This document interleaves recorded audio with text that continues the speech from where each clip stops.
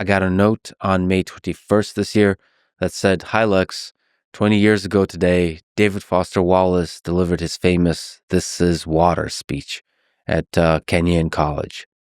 What do you think of this speech?" Well, first, I think this is probably one of the greatest and most unique commencement speeches ever given. But of course, I have many favorites, including the one by Steve Jobs. And David Foster Wallace is one of my favorite writers and one of my favorite humans. There's a tragic honesty to his work, and it always felt as if he was engaging in a constant battle with his own mind. And his writing, were kind of his notes from the front lines of that battle. Now, onto the speech, let me quote some parts.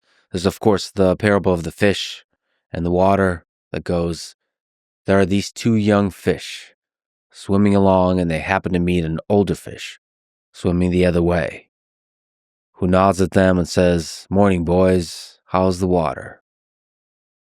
And the two young fish swim on for a bit, and then eventually one of them looks over at the other and goes, 'What the hell is water?'" In the speech, David Foster Wallace goes on to say, the point of the fish story is merely that the most obvious, important realities are often the ones that are hardest to see and talk about. Stated as an English sentence, of course, this is just a banal platitude. But the fact is that in the day-to-day trenches of adult existence, banal platitudes can have a life or death importance. Or so I wish to suggest to you in this dry and lovely morning. I have several takeaways from this parable and the speech that follows. First, I think we must question everything, and in particular the most basic assumptions about our reality, our life, and the very nature of existence. And that this project is a deeply personal one.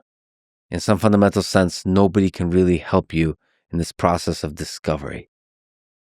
The call to action here, I think, from David Foster Wallace, as he puts it, is to quote, "to be just a little less arrogant, to have just a little more critical awareness about myself and my certainties.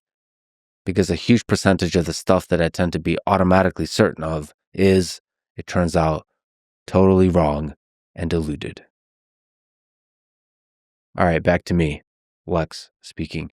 Second takeaway is that the central spiritual battles of our life are not fought on a mountaintop somewhere at a meditation retreat, but it is fought in the mundane moments of daily life.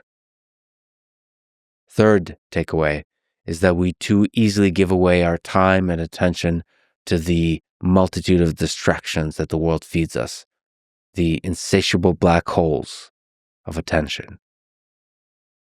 David Foster Wallace's call to action in this case is to be deeply aware of the beauty in each moment and to find meaning in the mundane.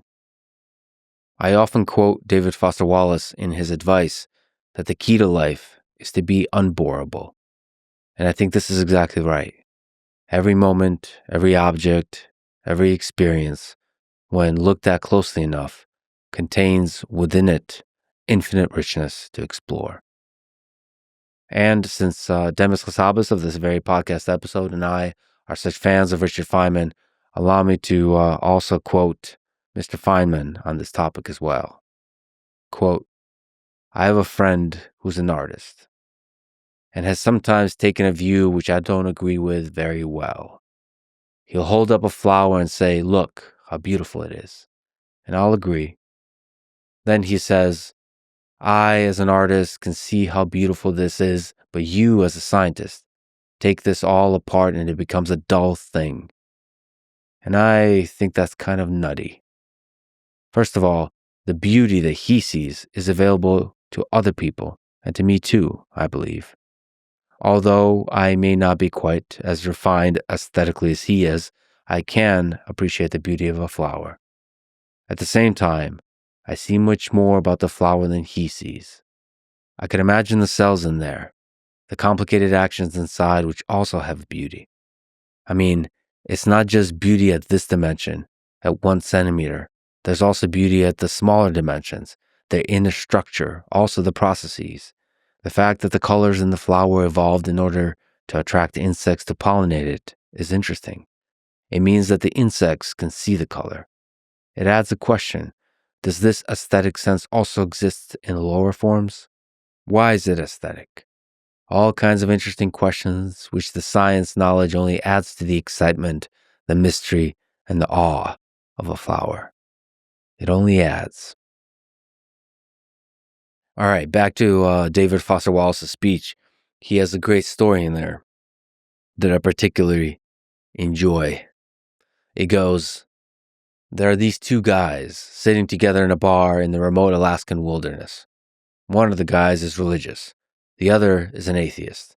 And the two are arguing about the existence of God with that special intensity that comes after about the fourth beer. And the atheist says, look, it's not like I don't have actual reasons for not believing in God. It's not like I haven't ever experimented with the whole God and prayer thing. Just last month, I got caught away from the camp in that terrible blizzard.